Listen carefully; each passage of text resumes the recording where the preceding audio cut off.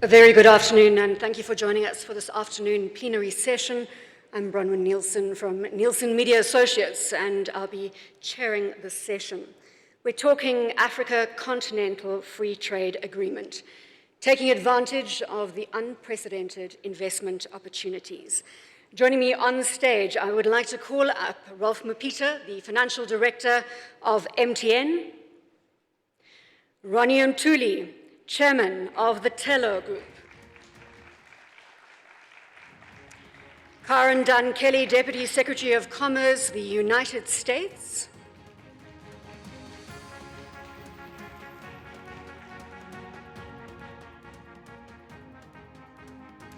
The Honourable Nkosazana Dlamini Zuma, Minister for Cooperative Governance and Traditional Affairs.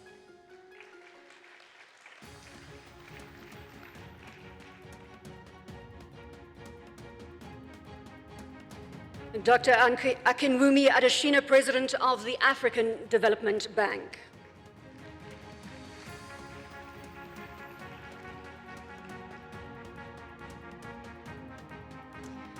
The Honourable Sorea Hakuziyaremye, who's Minister of Trade and Industry, the Republic of Rwanda.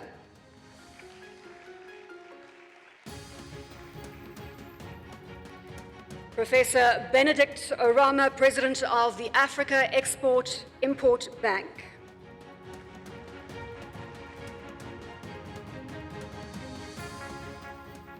Admasu Tadese, President, Trade and Development Bank.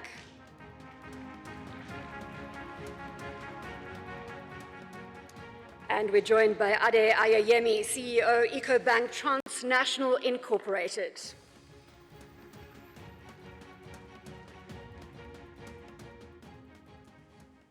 Thank you all for joining me. Now, let's just look at where we are from an Africa Continental Free Trade Agreement perspective. The Free Trade Agreement went operational on the 7th of July 2019. Trade will commence under the agreement on the 1st of July 2020. Ladies and gentlemen, that is just 9 months, if we're generous and we take November into consideration. That is just 9 months away before we give birth, if you'll excuse the analogy. And of course, President Adesina, I'm going to come to you at this point. The African Development Bank has been instrumental in its institutional support of the African Union. We have a secretariat that is now setting up in Accra, in Ghana, and that has been with the support of the African Development Bank. With those 9 months ahead of us, sir, what would you say the priorities are? Well, thank you very much. It's good to be here, and thank you all for coming for this session. First, let me thank very much my dear sister, big sister, Dr. Dlamini Zuma, because when she was head of the African Union Commission, was when the whole conversation started about the Africa we want. And the Africa we want, I remember she made a statement at the time. It's a place, I think I remember her saying that our countries are our countries, but Africa is our home. And I think that began to put the impetus behind everybody to start looking at how do we open up Africa, bring all the walls down, in Africa. I want to commend, in particular, our heads of state for all their leadership, forthrightness, and diligence in making sure that all the 44 countries have signed on to this treaty and all of that. And President Kagame was here yesterday. President Cyril Ramaphosa told him that he is the grandfather of the African Continental Free Trade Area, but also President Yusufu of Niger, who has done tremendously, and all the other heads of state. Obviously, the key issue now is the rubber meets the road. We have to start going. And so the first thing that we've done is that we've provided about $5 million to the Continental Free Trade Area Secretariat, which is based in Ghana, which was given the mandate to host that. So we're very delighted to continue to do that. But I would say that for the African Development Bank, actually, we didn't have to wait. We didn't wait for the Africa Continental Free Trade Area to be investing all the things that are necessary to make it work. Investing in critical infrastructure, we'll have more time to talk in more details about this, investing in integrating our financial markets, investing in connectivity across all the countries, also investing to make sure that we can, Madam Zuma, when she was the chairperson, I remember she started this thing called the AU passport, which allows us to have a passport, allows us to go everywhere, in Africa. I think you should give her because we found out in the case of Africa, we do this, my vice presidents here, Pierre Ghislaine and his team, they do a fantastic job of this thing called the Africa Visa Index, which actually shows that, you can go 25% of the countries you can go to right now without needing a visa as an African.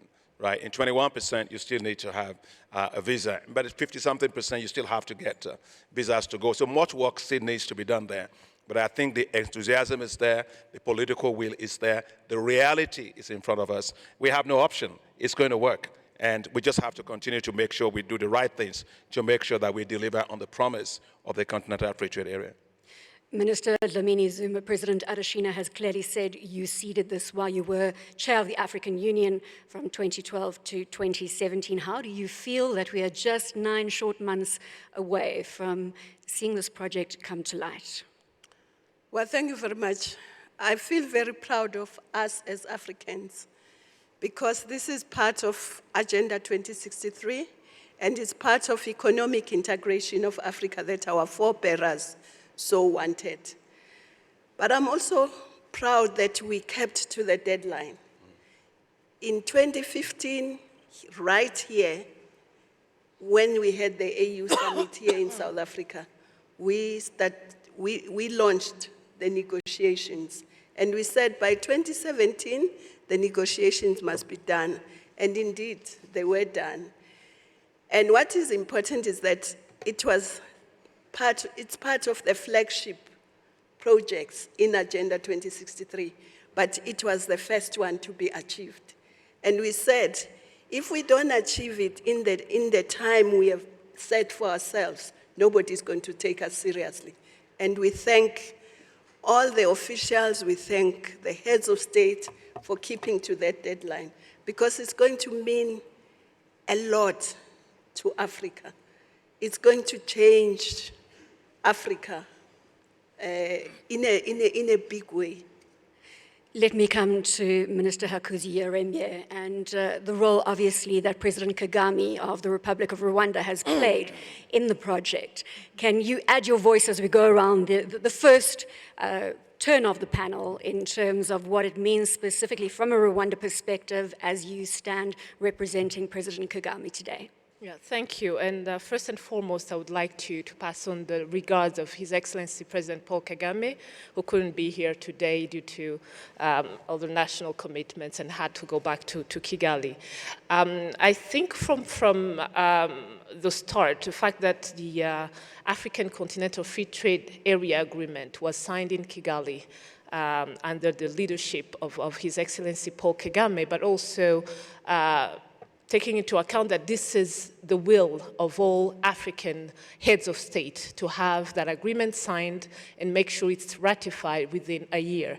A lot of people didn't think that it would come into force after a year, but that happened. And as we move forward into respecting the deadline of starting to trade in July 2020, there's still a lot of work to be done in terms of negotiations on the tariff concessions, in terms of making sure that we agree on which goods will be liberalized first, and also making sure that we have more countries that ratify by that time. Now we have, I think, 27 or 28 countries that have ratified, and although the agreement has now been signed by 54 countries out of 55, the ratification process is ongoing.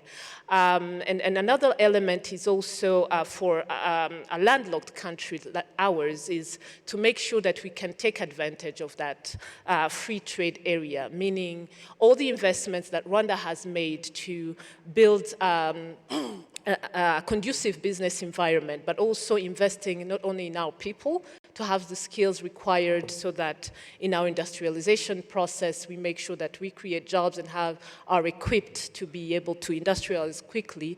And second, making sure that we put in place reforms that are attractive to investors, but also make business easily made in our country. And that has taken more than 10 years. When we now hear and see that Rwanda is ranked the second easiest country in Africa to do business, it's not something that was done overnight. And I think we have to take that as an example as a country, but also as a continent, that the CFTA will be successful, but gradually.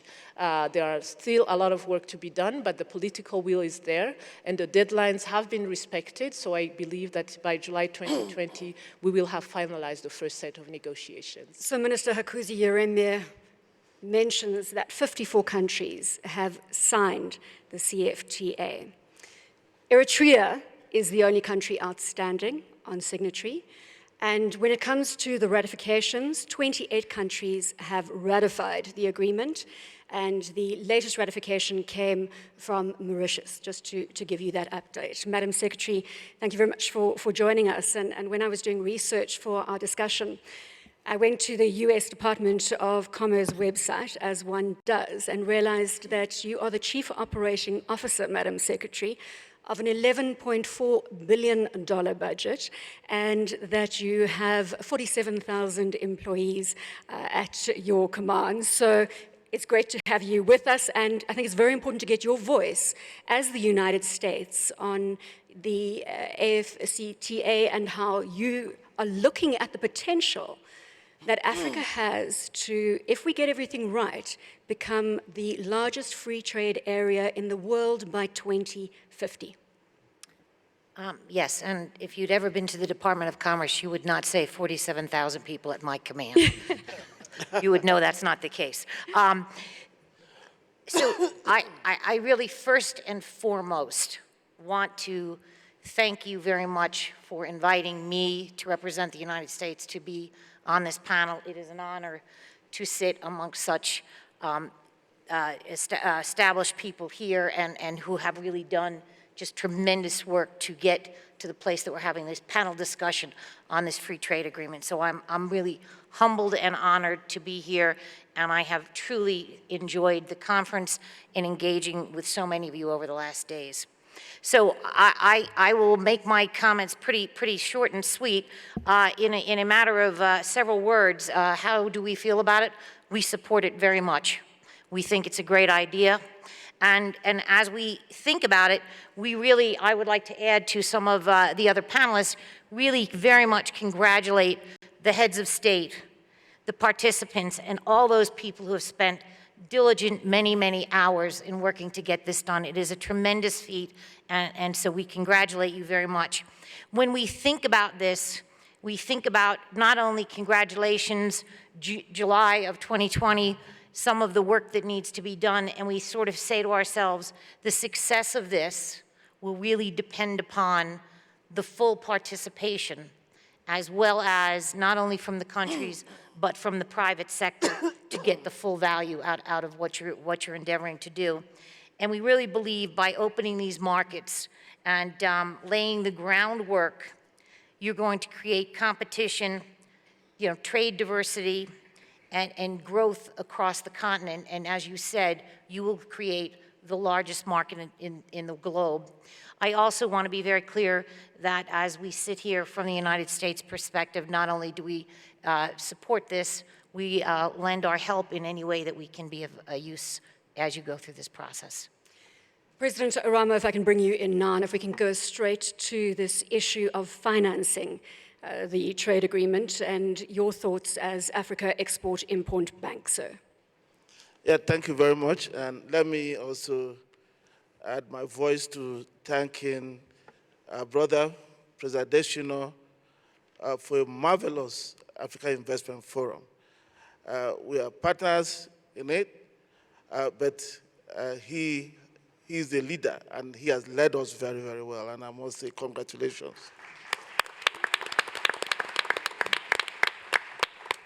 It is this kind of leadership that I think Africa needs. When we create platforms, we see things happen. If this didn't exist, we would not have known that it was possible to come here, come to a place, and find Africans with investment opportunities and investors from all over the world negotiating businesses worth more than $60 billion. It never happened.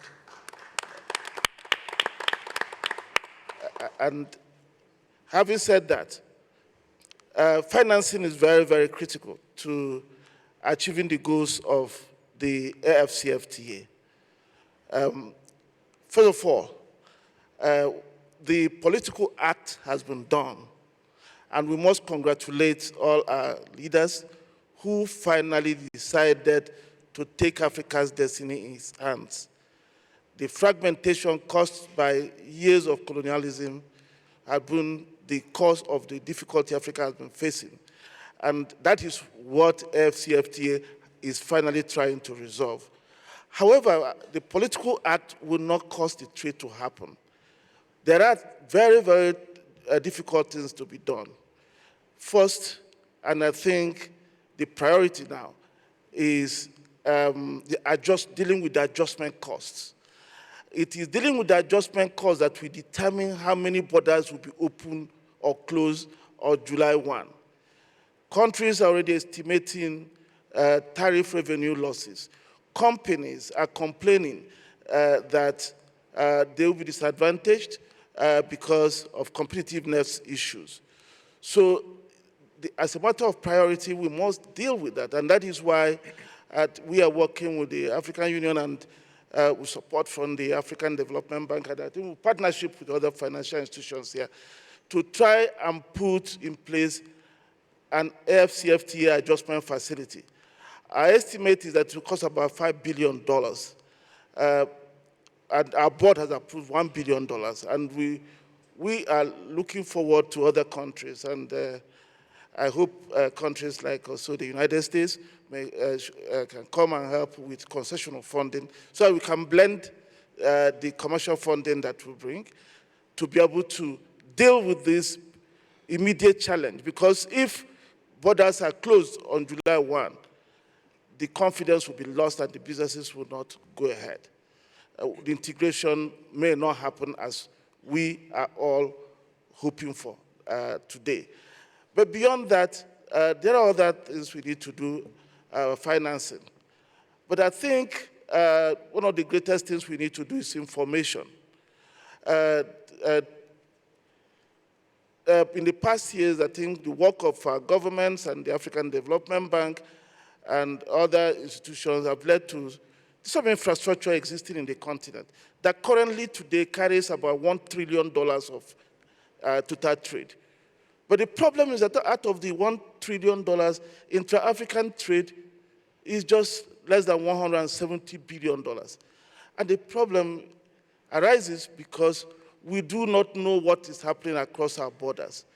Egypt imports something that maybe Sudan actually exports to the outside world.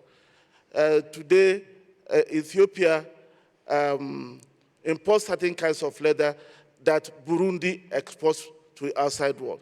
So unless we begin to deal with these information issues, again, trade will not happen. These are the early priorities and low-hanging fruits, but they're critical and we must pay attention to them. Thank you. President Arama, you bring us perfectly to Ronnie Ntuli, who plays in that regional infrastructure space. And Ronnie, I think you also pull in now the private sector voice. It has been reiterated over and over again that if the private sector is not involved in these initial stages right through to the final implementation, then we have a problem on our hands in terms of the success of the regional trade agreement. Ronnie, I'm going to get you to come in here, specifically with the private sector voice, and then picking up on that discussion point brought to bear by President Arama, which is the regional trade infrastructure. Yeah, so that's correct. Thank you very much, Bronwyn. So again, let me begin by echoing the voice and say thank you very much, President Adeshina, for the work that you and the bank, and very importantly, the partners to this platform have done in bringing us all together. I think you don't realize the immense task that the African multilaterals and other partners have done in pulling us together. And I think for that, we should give the partners a round of applause. So maybe let's start at the beginning. And I had a really exciting conversation with Minister Nkosazana Dlamini Zuma about the history of how we actually ended up getting here. But again, to echo the words of celebration to the politicians who have actually delivered what, in my interpretation personally, is possibly the biggest milestone since independence. That is how important the free trade agreement is for us. The broad statistics are well documented.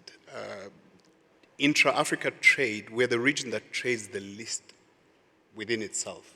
the highest being Europe at circa 58%. We sit at about 15%. We sit circa 15%, South America at about 20%, North America at about, I think, 48% or around there. So that's well known. We contribute to global trade circa 3%. That is principally because of two reasons. If you imagine a global industrial value chain or a supply chain being A to Z, we extract minerals, which is A, and we ship them to a port, which is B, and they get processed, and then we import them back, which is Y, and we consume, which is Z. We're exporting the remainder of the alphabet. We're exporting, in the famous words, we're exporting African livelihood, we're exporting African jobs, we're exporting African wealth. That's the reality of it. So, understanding that the issues are the numbers are well understood, where to from here? Especially from a private sector perspective and regional infrastructure trade. Considering that the politicians have really taken us far forward and delivered this agreement, what are the pitfalls that we need to address today as the private sector on the continent? The first is you cannot trade unless you're producing. And producing means you can't be extracting mineral resource and exporting it out of the continent. So how do we go from B to C? So industrial capacity and processing becomes important. But you can't get to industrial processing unless you have logistics.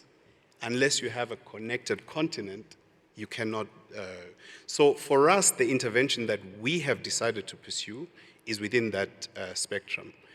We have a big task as TELO-DB, which is to deliver mobility on the continent of Africa. So we invest in railway infrastructure and we operate railway infrastructure on the continent of Africa. We think that that is our destiny in contributing to sustainable livelihood for average Africans. President Tedese, I'm going to pick up on Ronnie's numbers. I'm going to throw another one out there, is that manufacturing output on the African continent currently sits at $500 billion. If we get the trade agreement right, we can rock that up to $930 billion by 2025.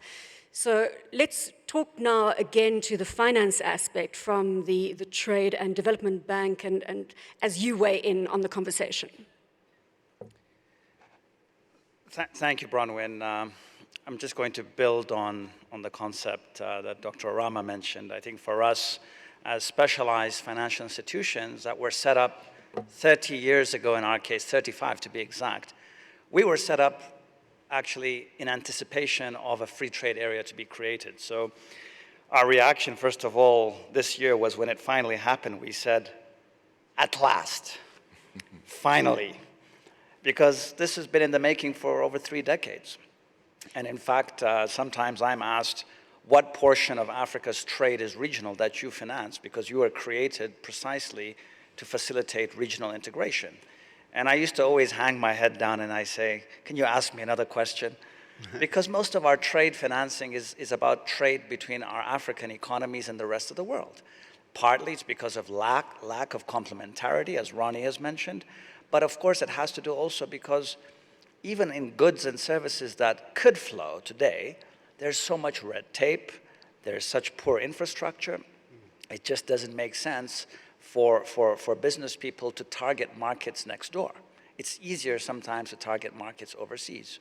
So for us as financiers, we're delighted because it reduces market risk. We all talk about the complications of the trading regime worldwide today. I think for an African financier like us, we would be very happy to see some of our clients, like Ronnie, being able to rely on significant volumes of business across borders so that he is not subject to some of the vagaries of difficult trade policies that might arise. You never know what's going to come up tomorrow. So I think one of the things we like to see from a risk mitigation point of view is to have at least a significant marketplace here within the region that can give our clients enough room to maneuver. And we know that this continent is very large, it's very well endowed, a lot of comparative advantages. They're not all the same. And we know that if the physical barriers and the institutional barriers are dealt with, it will unleash a great deal of development. I think many of us are familiar with the very bold measures that have been taken in recent years to establish industrial parks, agro-processing zones, cross-border infrastructure, one-stop border posts. There's a lot actually that's been in the making to help facilitate this. The institutional element around the elimination of tariffs over time was a missing piece. And I think for a banker like TDB, we see this as a very significant incentive to businessmen, to African businessmen to start really looking at the regional market and to start investing across borders because they can take advantage of these new opportunities. It's all about risk management. That's what every financier will always boil down to. And I think our leadership has now finally helped reduce some of these macro risks that we have no role to play in. Bankers follow policymakers in terms of accepting the prevailing conditions. So we're delighted. We feel it's finally come. There's a lot of investments that have been made. Rail, for instance, if you just take the last 3 years in my part of Africa, we've seen 3 mega projects in rail being invested. We have the one in Tanzania that's just in construction as we speak. Very bold. We have the one in Kenya, and we have the one in Ethiopia. These are $3-4 billion projects. What keeps me up at night sometimes is how are we going to ensure returns to these big investments? Because this rail will only be sustainable to the effect that we're able to use it. The goods have to move. And the goods are not just going to be moving overseas as we have in the past. The goods have to move within the region. So I really hope that the incentives now will give people like Ronnie the confidence to keep investing across borders, whether it's locomotives or otherwise. And Ade, let's bring you in your confidence of investing, obviously bringing in your financial expertise as well. Let's keep the conversation going in terms of the actual financing elements of the trade agreement. Thank you. I must also add my voice to thank all the organizers, President Adesina, and also the political leaders for having the courage to say that we should come together. If we can come together to compete in football and that raises the competencies of our people and raise to the top, we should be able to compete together in businesses and raise to the top instead of racing to the bottom. When I talk to, as a financier, when I talk to companies, the first question I ask them is, so what is your market? Who are you going to sell to? If the person is in the country where I live, is in Togo, I say, what's the population of your country? They will tell me 7 million people. How many people can you address? And that starts scaling down the ambition of that business. And that starts scaling down the level of financing we can give to that business. And that starts creating potential for failure of that business. But if anybody, as we go forward, and I hope we really give this a real push that it requires, so that we can have a better continent for our children. When I ask somebody, what is your market? He will tell me it's Africa. It's over 1 billion people. Then it looks like somebody that wants to invest in India, who will say 1 billion people as well, plus. And therefore, the chances of that business being able to scale up, the chances of that business having access to capital increases substantially. When I ask that business, who are your suppliers? Who will say, well, some of my suppliers are in my neighborhood. Well, I also have supplier in Ethiopia, supplier in West Africa, supplier in Central Africa. Because if I start talking to that company, I will see that the chances of failure is becoming lower and lower because he has markets where he's selling to, he has suppliers that is coming from that market. Therefore, it's a win-win situation that that company is creating. And that is how we can get companies that can be bigger, because I support SME. It's very good. But we need big companies to be at the forefront of innovation and research. And those are the big companies that will take us forward. They will now be able to start buying from our small and medium-scale enterprises. So we should do this. All of us think no is important. All of us on this stage have not chosen to be here. Time has chosen us to be here at this time, and we need to deliver. Thank you. Ralph, let's talk about what the agreement means to you as MTN, a heavyweight in the private sector, playing across the African continent. are you looking forward to some low-hanging fruit as MTN? No, Bronwyn, thanks very much. And I firstly would like to just echo the sentiments expressed already, which is to thank the African Development Bank, here presented by President Adesina, and the partners, and most importantly, the political will of our political leaders to get us here. If you think about where we came from, 1963, and the forefathers had this ambition of a single Africa, you roll forward to Abuja, 1991, and there is this intent to build these regional economic communities that will move towards Agenda 2063. All of that, from an MTN perspective, we are right behind that political will, and we believe we need to play our part. The second thing I would say is that I think as we journey with regards to the vision that is espoused by Agenda 2063, I think we have to have both, the positivity, the enthusiasm, as well as the realism. And the realism is the fact that, and as mentioned before, that there are going to be adjustment costs. I think we need to make those adjustment costs visible so that once they're visible, we can deal with them. And between the private sector and the public sector, we can tackle these and continue our journey forward. So, we're excited as MTN about the agreement, and because our home is Africa. We have 244 million subscribers across both Africa and the Middle East, and 170 of them are on the African continent. So that's about 15% of the African population is served by some connection with MTN. So I think I had to put that infomercial into the whole thing. Well done. Very sneaky of you, but we'll give it to you. But just on the substance issue, as we think about as MTN, we're excited for a couple of additional reasons. So the first one is just the movement of people. So across our full value chain, we touch about 5 million people in terms of the development of telecommunication services, digital services, and increasingly more financial services. So of that 5 million, only 20,000 are permanent employees. The rest are distributors, parts of the value chain. Now, of those 20,000, we have struggles right now to be able to move people around, whether it's visas, whether it's work permit. And at any one stage, we have about 200 odd people who are trying to move to different markets. We employ 32 different African nationalities at MTN. So we're trying to get a radio engineer from Nigeria into South Africa, or somebody from the consumer side from Rwanda into Zambia. Those moves, which are about the ability to drive productivity, but as well as the ability for talent and human capital development, it's very tricky. And if this agreement is solving that, we're fully supportive, and we'll do our part there.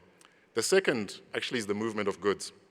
And a lot has been said that the bring down of tariffs is the most important aspect. Now, we would, as MTN, say, for sure, we support that.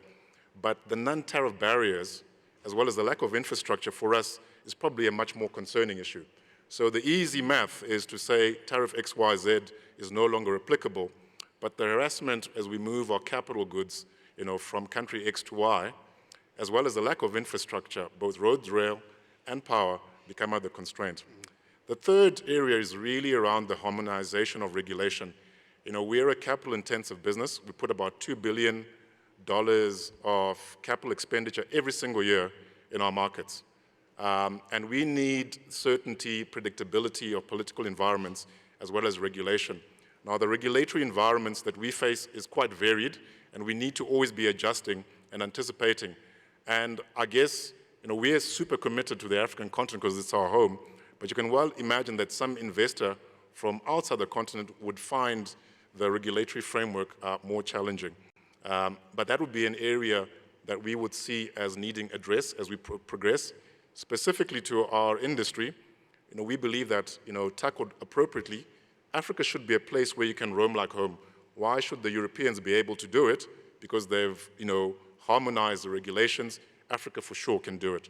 The final area I would point out is really probably the longer term, and we need to be sober and well-minded as we approach this. And that's really the kind of nirvana vision of a single kind of currency and monetary regime. I think, a lot of regional economic communities have attempted that, and there's been varied, uneven successes there. But that, I think, from our perspective, is something that is actually much longer term. We've got to get the macroeconomic frameworks to kind of start converging before we get there. So we'll quite happily, as MTN, live with kind of multiple currency regimes for a while, so that we can steadily get to that end goal. But Bronwyn, we're super excited, and we'll play our part to make this a success. So when we put out the debate on the social media platforms, a lot of people came back and said, please take this discussion to a practical level. And we're going to do that for the next half an hour in terms of the practicalities, the implementation, how we sensitize Africa, small businesses. There are 445 million small businesses across the African continent. How do we get them on board with the free trade area? And President Adesina, when we were in Malabo in Equatorial Guinea for the African Development Bank annual general meeting, it was crucial in terms of the presentation that you did at one of those sessions, and that was showing the regional infrastructure that is developing across the African continent as a result of investments made. And I mentioned here the Lagos-Abidjan corridor, Lupita corridor between Angola and Zambia, and I know that you can pick up on more of those for me in terms of the real tangible traction that we're seeing from a regional infrastructure development perspective. Thanks very much. So I will probably talk about three types of infrastructure. One is the hardcore infrastructure. Talk a little bit more about what the MTN CEO was talking about in terms of digital infrastructure, but also financial infrastructure. So if we pick, for example, just the issue of physical infrastructure. So for physical infrastructure, for example, if you take Gambia and you take Senegal, next to each other, there's no bridge linking them. So how do they trade? And so since 1974, they've been trying to figure out how to do that. So we invested in January this year, we completed the Senegambia Bridge, which now links both countries. Today, last year we came to this platform, myself and Alani Bobise, who was somewhere around here, the CEO of Africa 50. And we committed that we will put out $500 million to do the Congo Bridge to link the DRC Congo and to Congo-Brazzaville. In fact, when I went to Congo, I was with President of DRC Congo. He said, well, the other country, we're just across. And I went to the other side and said, well, the other country just across. Except you swim, you can't get there, right? And so we decided we have to connect those two things with road and rail, which we are going to do. You take, for example, the investment we made to connect Addis Ababa to Mombasa, 1,000 kilometers. And that alone has increased the trade, bilateral trade between Kenya and Ethiopia by 400%. We're talking right now in Tanzania, and TeleDB is part of that conversation about railways that you were saying, Admasi, that to connect Tanzania to Rwanda, Rwanda to Burundi, Burundi to DRC, Congo, Ngoma, where they have a lot of mines, a lot of minerals. And so that issue of physical infrastructure, transport infrastructure, we're going to continue to do. One other example I can give you is the Nakala corridor in the Southern Africa area. It's changed everything for us. The Kasungula Bridge, it's changed everything. So we're building all of that. Now, on digital infrastructure, if MTN doesn't have that digital infrastructure, if there are no data centers in today's world of fourth industrial revolution, we can't just be talking of the economy of today. We've got to talk about economy of tomorrow. It's a digital economy, fourth industrial revolution. We have to, and we are going to invest a lot in data centers, a lot more in digital infrastructure. We've done that for the Central Africa backbone. We did for East Africa backbone. We've done for Trans-Sahara backbone, linking Niger, Chad, Mali, Nigeria, all to Algeria. So all that is going. But let's speak financial infrastructure. So, for example, Pierre Ghislain and their team, my vice president, they're doing a phenomenal job just integrating financial markets. Because if you're going to be really trading, right, you've got to connect all of your stock exchanges together, mobilize domestic savings to support a lot of that investment and trade. And so today we are investing, connecting Casablanca all the way to Cairo, to Lagos, to Abidjan, and also to Namibia, and all of that. So that's important. But final thing I want to say, it's about the issue of access to finance to trade, for women in particular. Look, the people who run Africa today, if you want to see them, go to any market. They are women. Women run this continent, right? And the problem is they don't have access to finance. And that's why the African Development Bank, we set up this thing called the AFAWA, Affirmative Finance Action for Women in Africa, to mobilize $3 billion of financing specifically for businesses of women. We are going to make sure that the small businesses, the small women selling stuff and moving across borders, have access to finance. And we've committed as a bank to also provide $1 billion of lines of credit specifically to women businesses to be able to trade across borders. So I think at the end of the day, the women, they trade 75% of our trade that we're talking about all here is informal trade. And so we got to make sure it's safer for women to trade.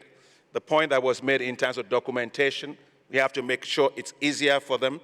We have to make sure that they understand the rules of trade that we are talking about, and more than anything else, that they have the access to finance to be able to trade. And I'll just take you one quick example of why I think women deserve that.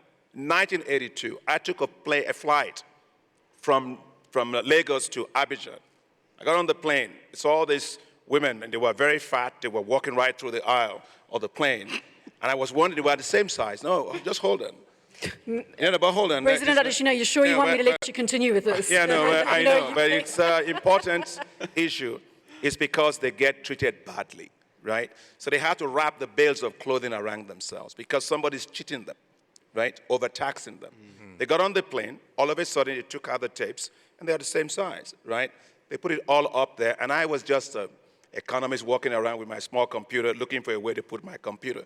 The hostess came up to me and said, "How many times do you fly this plane?" I said, "It depends on my business." He said, "You see all these women here? They may look like they don't really wear suits like you guys do. They run this plane. They own this plane. They fly twice a day. So if you don't mind, just give me your computer. We'll put it under, make more room for the women." And I think that's what we need to do.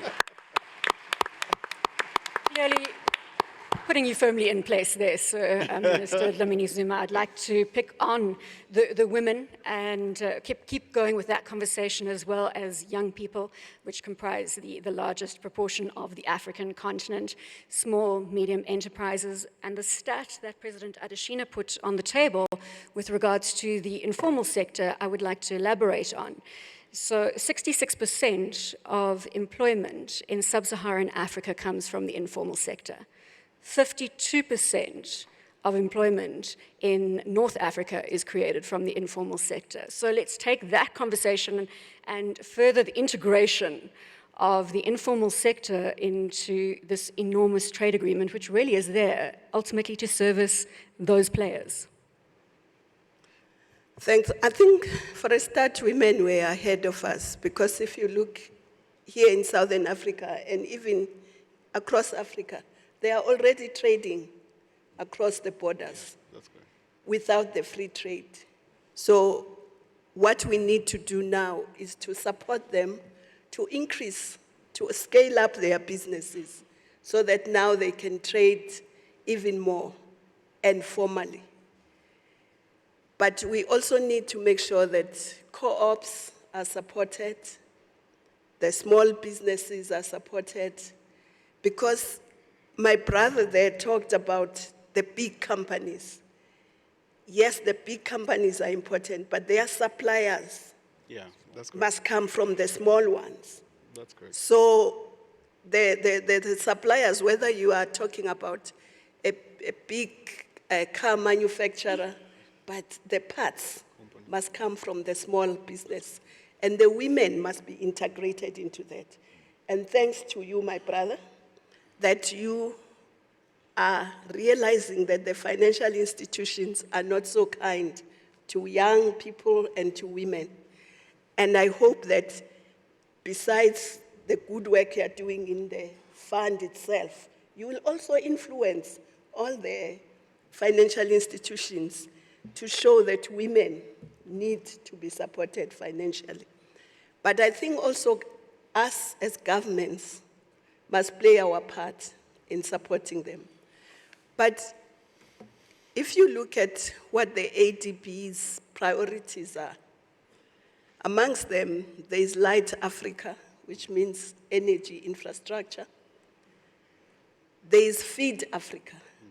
Who's feeding Africa as we speak today? It's the women. If you look across Africa, it's the women who are in agriculture, but they don't own the land. They work on it.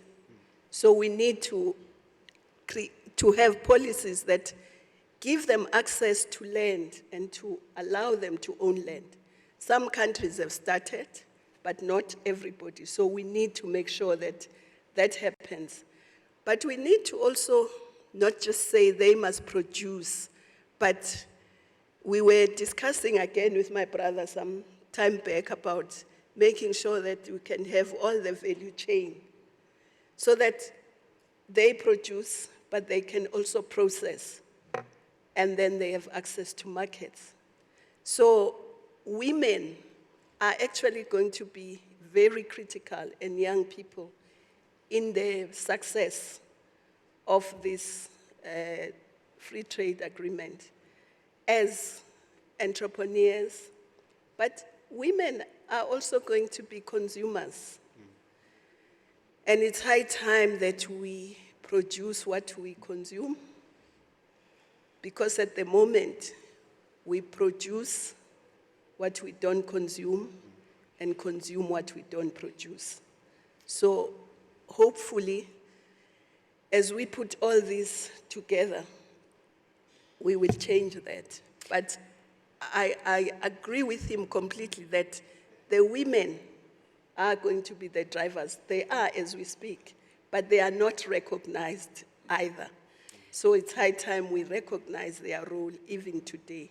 So analysts are predicting that we can increase intra-Africa trade by some $35 billion on an annual basis, and we can reduce external imports by up to $10 billion on an annual basis if we get this right.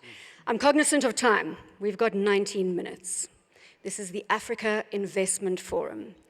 We promised you a debate where we would look at unprecedented investment opportunities as it pertains to the Africa Continental Free Trade Agreement.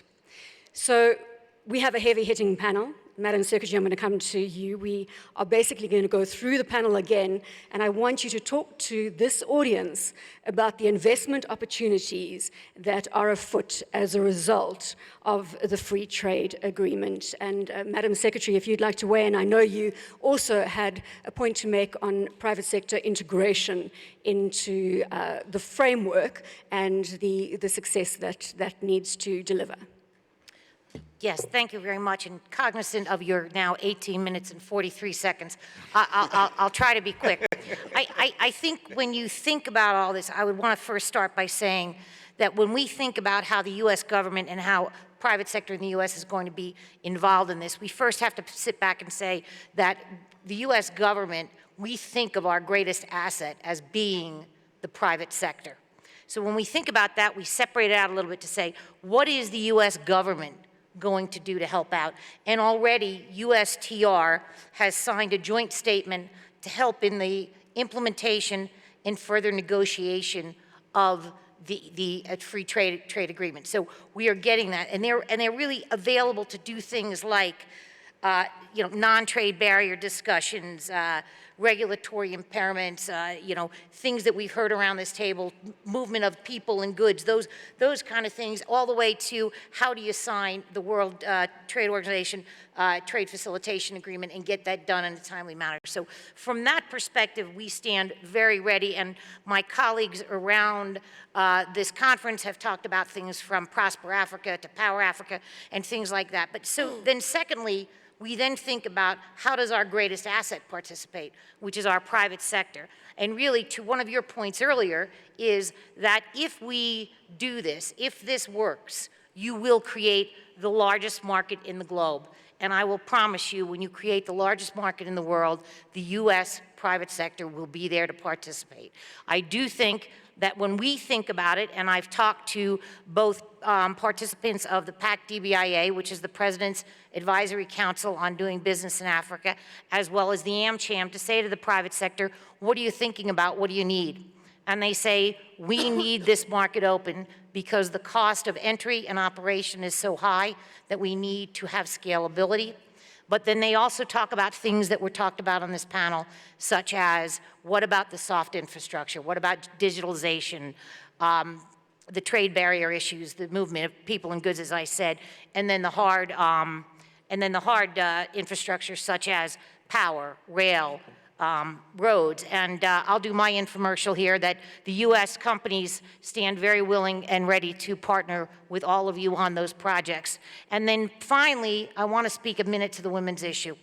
I have to tell you, I thought President Adeshami last night said it very well when he said a bird does not fly with one wing. It needs two wings to fly, and when the second wing is the wing of the women, you will fly higher and soar better. But I will also tell you, from the U.S. perspective, under this administration, we have created we call it WGDP, the Women's Global Development and Prosperity. And really what that does is it is an initiative by the administration. It is covered by Ivanka Trump. She's been here to Africa twice. She's visited 3 of the 4 regions to talk about this, and it talks about 3 pillars. Number 1, women prospering in the workforce. How do you get them educated and trained? Number 2, how do you create access to capital and things that we've talked about before? And then finally, what do you think about and how do you look at policies to eliminate barriers to entry, which you certainly have talked about before. So with that, those are my thoughts on those big topics. Thank you, Madam Secretary. Let's get you to join our online conversation using the official hashtag. It's hashtag Africa Investment Forum and hashtag AIF 2019. Also, don't forget to tag us at AFDB_group and at AIF Marketplace. I want to now bring you in, Minister Hakuzi Yaremye, and if we can again go to the opportunities ahead, the biggest opportunities for investment when it comes to the Africa Continental Free Trade Agreement.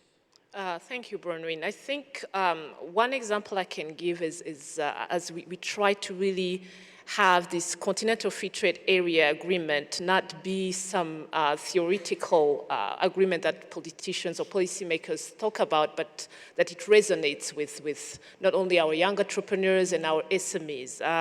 It's really important, and we've started that dialogue with the private sector in Rwanda, where they also challenged us saying, when you go and negotiate all these protocols under the Continental Free Trade Area Agreement, why don't you include us?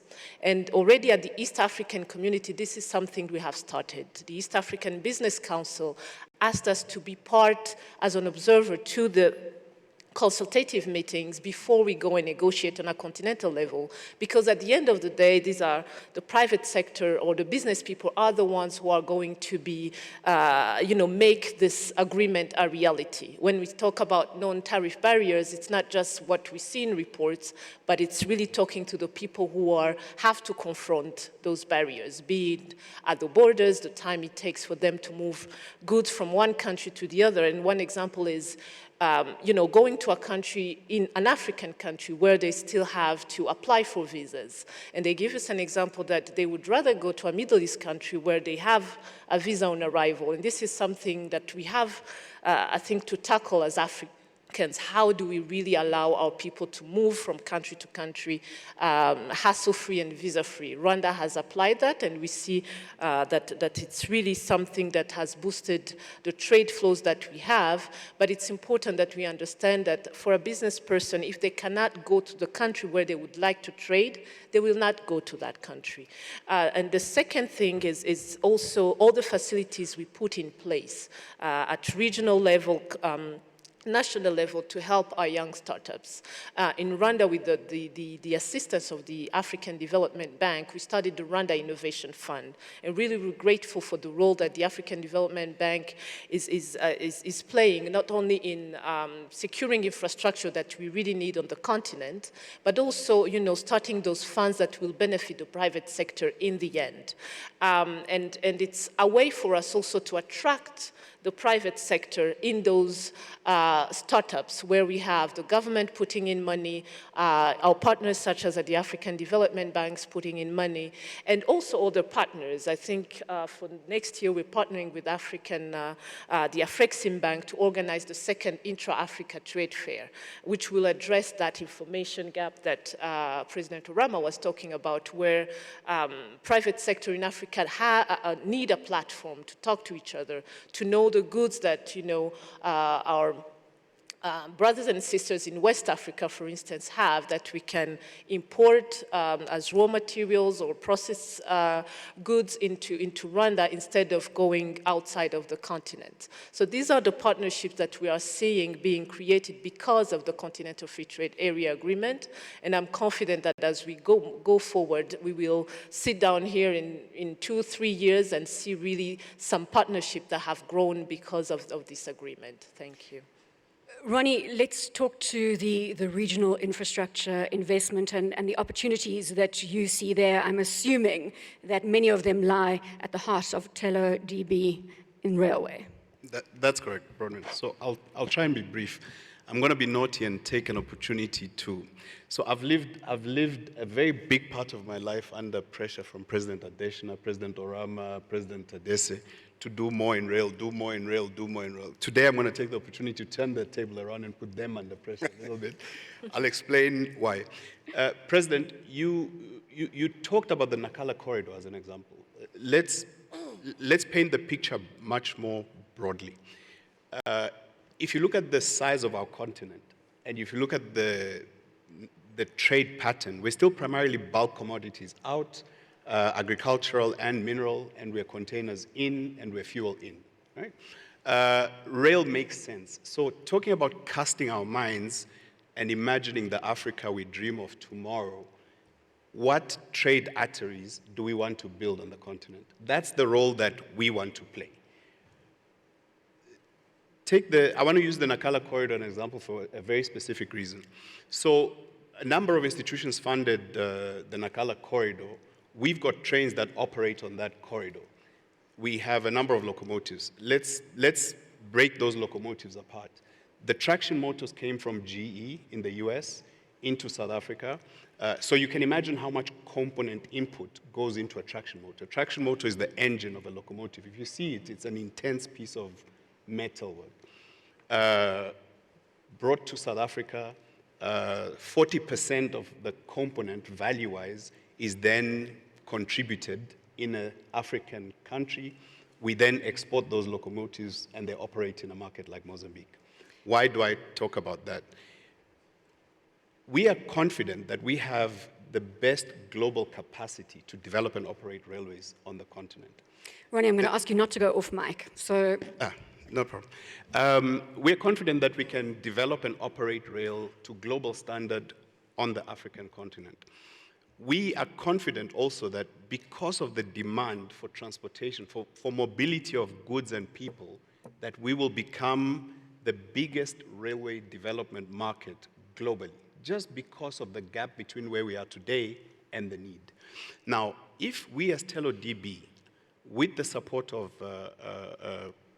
financial institutions, the DFIs on the continent, are developing the railway sector on the continent, we can influence where components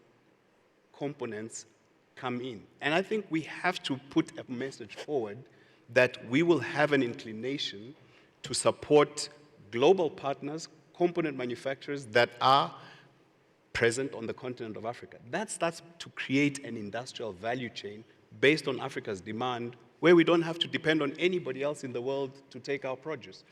Literally. So the challenge that I want to put... I'm going to ask you to get to that challenge quickly, because you can take the conversation beyond the stage. Remember, this is all about transactions.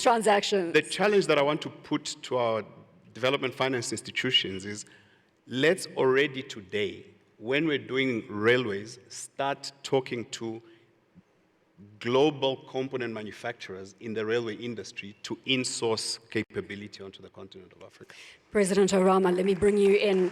And it was mentioned the Intra-Africa Trade Fair. Let's get President Adesina, you want to respond to, No, I was just going to Ronnie's challenge there? Well, I was just going to put him back under pressure a little bit. We're very proud of TeleDB, and I want to say that as we're talking about the projects that the two presidents, President of Tanzania and President of Rwanda put forward, we're looking to them to helping us make that happen. So somebody asked me yesterday if I were to pick a company that, just like Mara, just like we did like Mara last year, what would that company be? And I said it would be TeleDB. And so, Ronnie, next year at this forum, those transactions for all those rail linking things, you got to deliver on them on this platform. No pressure. Ronnie, Rolf says no pressure. No pressure from the Our audience head of either. technical is here. You've got the mandate. And remember, we're going to monitor, so we need to monitor and measure. We'll give you all the support you on need this. to make it. But if I might just add something while we just add it, it's that the point that has been raised by the Adeyemi, which is, when you talk about how we restructure our manufacturing areas, we talk quite a lot about free trade area. Well, if it's free trade and you're still trading the same thing, so instead of sending it to China or to Europe, raw materials, you send it to yourselves, right? So I think we need to broaden that conversation to also how do we develop Africa as a manufacturing zone, right? So you're actually trading value-added, high-value products. Beneficiation. Yes, among ourselves, but also developing the regional and global value chains that will allow us to do that. So when Ronnie is talking about rail, right, it's not just about moving bulk products.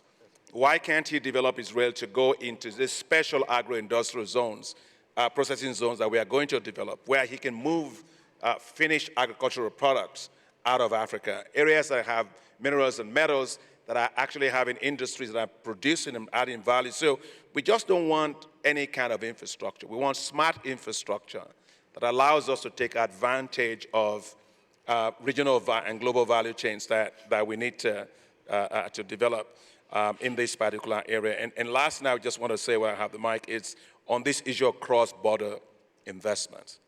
I want to salute all the Africans that are investing in other African countries because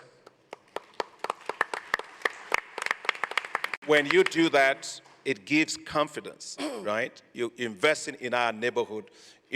From 2003 to 2019, the size of that intra-Africa FDI is roughly $102 billion. South Africa, by the way, MTN is a big part of that, accounts for about 40% of that. Nigeria, Morocco, Egypt, Kenya, these are the big ones.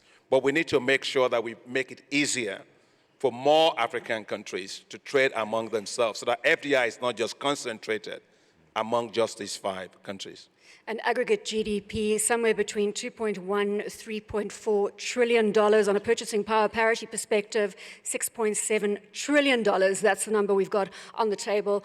President Orama, if you couldn't come in here and maybe bring in the Intra-Africa Trade Fair that a number of these people I know are supporting as well across the African continent as you roll out that forum. Yeah, thank you very much. I think the Honorable Minister Rwanda has talked about it. Just like this platform, the Inter-African Trade Fair is a sister platform that was launched last year in Cairo to bring African businesses so that they could meet each other, begin to deal with the trade information that is critical to promoting trade and investments across Africa. Last year, we had more than 1,000 exhibitors. We had transactions that were concluded over $40 billion. We expect that in Kigali in September, we will far exceed these numbers. Already, we are having early birds, and we encourage everybody here who is interested in doing business in Africa to go and register now. But on top of that, I want to just add before we close that I can confirm that Africa has a gender problem. The women are oppressing the men. However, we at Afrexim Bank know that the women, the market women, all the small traders who are doing all the trade, that they have a major problem of payments. They do not have a means of transferring money across borders. So they carry all the cash, they lose a lot of the money. So we have now developed a Pan-African payment and settlement system. And that payment and settlement system makes it possible for them to trade in their local currencies. We believe that this will boost the trade and this will make the women even bigger so that one day they will move from being market women to becoming SMEs and then large corporations. Thank you very much. President Adese. Just 2 or 3 quick points. First of all, I think at the AIF, we give a lot of attention to new deals, but I just wanted to highlight another value stream that does come out quite strongly that is not always visible to everybody. Facilitation and problem solving, because existing deals have to perform. And there's always a lot of challenges that need to be overcome. And I've just had 3 fascinating discussions today with 3 different clients, and all 3 clients were very inspired by the free trade agreement, but they needed facilitation of trade. They're not prepared to wait till July. They need to perform today. And so they were asking us if we can play a role to help them get some of the purchase orders that they need across borders through projects that we're financing in countries where they know there is need for supply. But then they were telling me, we know they're going to get this stuff from 10,000 kilometers away. We don't understand why we're not being considered for these opportunities, and we know they provide good content. So I think that's something that's turned out to be quite interesting, and I don't know how we report that in the AIF, Dr. Adesina, but I think there's a number of business people who come here also looking for facilitation, and I've been very happy to provide that. Rolf? I'll be very short. I think the areas of opportunities are certainly in power, road and rail, because without the infrastructure, Africa's growth will be limited to 4% when it should really be more like 7, 8, towards 10%. So I think that underlying infrastructure is a massive opportunity, not because Ronnie is sitting next to me, but because it really will fund growth. And I'd just like to say that institutional investors, long-term money, that is not just invested in the equity capital markets, but has got a long time horizon, needs to be crowded into this agreement because they can also facilitate and support. The other area that I see as an opportunity, and again is the point that's been made by the President, is the digital economy. That can facilitate even faster growth on the back of a broad, sustained infrastructure. And we see it in the markets that we operate when we create marketplaces for the women and the youth that has been spoken to, is that they're able to trade and create a market on their phone. So all of a sudden, a lady in Accra is able to provide goods and services more broadly across Ghana. But what we are focusing on in trying to connect particularly mobile money across markets is that we now need to build the infrastructure for mobile money across markets, which will also facilitate the growth. And then finally, I think the important part is that there is another political act that is required. That is to get the nations, the citizens of nations to buy in. Because as the point was raised earlier on, there is going to be a cost, and we need to understand the transition cost, and we need the countries and the political will to carry forward. Ade. Time is up. Anyway. No, go ahead and make your points, sir. What we've done in EcoBank, working with the rest of the other banks, we operate in 33 countries in Africa in terms of getting things done, and they are all connected. And therefore, it is possible today to make instant payment from any of the countries where we operate. And what we want to do is working with the rest of the financial institutions to ensure that anybody that wants to pay anybody in Africa, and from outside Africa actually, is something, the technology exists to make it possible. The next time we are talking on this stage, we should say it is done. Because without being able to make payment, it then becomes a difficult thing. The next thing I would say is that for people in the audience, especially from developed world, If you go to Europe today, in Germany, you give government $100 million today, you get $98 million in 30 years' time. Definitely, Africa can generate better investment that won't exist out there. Thank you. Thank you very much. Thank you very much to our esteemed panelists. I'm going to ask you to give them another round of applause. But before we step off stage, I just want to put this back in the room. And that is that the free trade agreement connects, at this stage, 54 countries. We hope that Eritrea will come and make it the 55. And we will be looking at a scenario where we have 1.2 billion people today, 1.7 billion people predicted by 2030. And those numbers again, $2.1 trillion in terms of aggregated GDP, somewhere between that $2.1 trillion number and the $3.4 trillion number.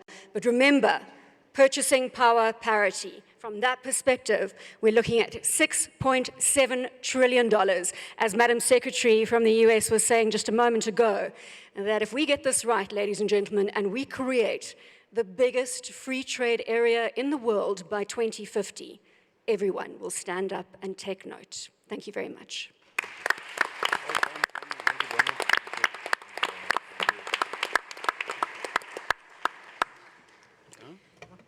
We're going to stand down from the stage. Thank you very much again to our panelists. Please give them a round of applause.